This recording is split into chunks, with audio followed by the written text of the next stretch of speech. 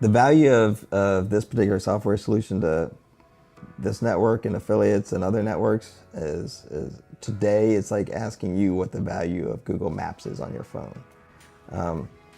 For somebody like me that doesn't like to sit in traffic, I check Google Maps before I go anywhere too far, especially if I'm driving to the airport, which route do I take, whether or not 85's in one piece, those type of things. There are other folks that don't pay attention to it at all. I happen to think they spend more time in traffic than I do. But for me, Google Maps is very valuable.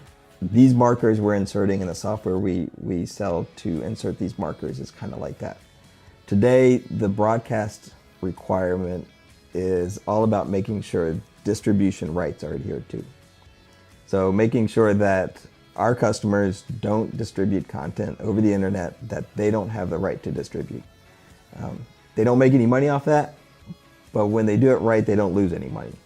If they do it wrong, people get upset and they might lose some money through lawsuits for not adhering to rights. What I see in the future is relevant advertising, contextual advertising, where the advertising matches the program you're watching, targeted advertising so that those ads make sense to the viewer, who they are, where they are, and what time of day it is. I think there's a huge market and a huge uptick in advertising revenue when all that's done properly. And this technology enables that. So the future value of this is extremely high. Right now, today, there's about $67 billion spent on television advertising in the US alone. The effectiveness, true effectiveness of that money spent is not really known. When we have a stream where we can get feedback from a viewer, we understand what actions they end up taking, what they end up buying, because of how their technology and their devices and phones are linked to their activity. It becomes much more valuable. The effectiveness of that $67 billion will be known. Will there be a shift in where those advertising dollars come from? Absolutely.